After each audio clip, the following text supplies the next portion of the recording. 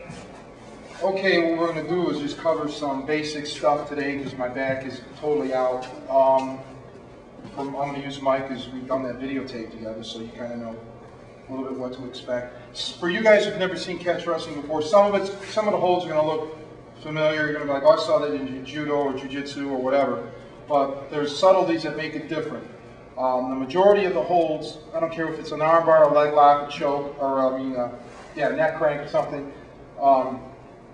There's twists involved. You want to twist. What it is you don't want to fight strength against strength. So you want to try to isolate his muscle groups. And by twisting, it puts the body, like you were talking about earlier about the rings. You don't want to hold the rings like this. You kind of want to hold it like this because that makes you stronger. Well, right. So what I want to do is put his arms like this so it makes him weaker. I don't want him to be able to use his lats and biceps and shoulders and all that other kind of stuff. So in all these locks, you want to kind of put the body in an unnatural position, a position that it's not normally used to being in. So make him weaker, and you can attack the muscles or the joints. The other thing you want to remember is you want to have a push and a pull kind of thing going on. So you want to double your force, as much as possible. So I know a lot of arts talk about it, but you really have to do it. The third important thing is whenever you're going to go for any kind of submission, you got to make sure you have total control over the opponent. Okay? There's a lot of stuff on the internet about, well, catch wrestling is submission before over position and so on and so forth. And I've said this again until I'm blue in the face because people don't seem to get it. Stand up. Come here, Mike. Right now, Mike and I have a position. This is a position. He's there, I'm here. Everything in wrestling is a position. But not everything is a submission, okay? Getting a position doesn't mean anything as far as ending the fight, okay? He could be on top of me and I could just sit there and hold him for 2 hours. What does that prove? The punching or the arm bar or the choke or the leg lock, that's what ends the match. The submission is what finishes it. The submission could be an elbow, could be a headbutt, whatever it is to make me submit, to make me quit, okay? So when I say submission is more important, yes it is, okay? But in that context, that doesn't mean that I'm going to attempt to get an arm bar like this with my body way out or this kind of stuff. I'm going to have absolute control over the guy. The difference between us and Brazilian Jiu-Jitsu especially is they look for certain specified positions to get into.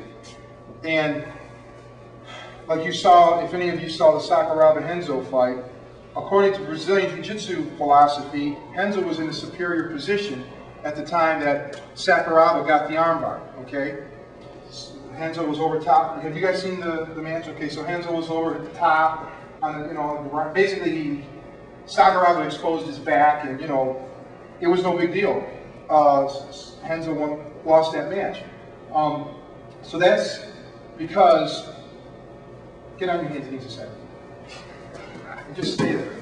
Let's just use this as an example. If I'm like this, let's say, I have control, I'm sorry, buddy, I have control over Mike. But if he reaches around, let's say, here, let me get him about it. Do the same thing. Okay, now if I'm like this, I have control over him because I got control of one arm, let's say, all right? And in this position, I might be able to go for a double wrist lock or something like that. So there's a lot of subtleties to it, okay? You can't just look at something and say, oh, that guy's winning the fight. He's in a controlling position. No, you can be in what looks like a bad position and still have control. Anytime the guy's behind me, if I have one of his arms, even like this, it doesn't matter how I'm gripping it. I feel like I'm not in that bad of shape. It's not going to choke me.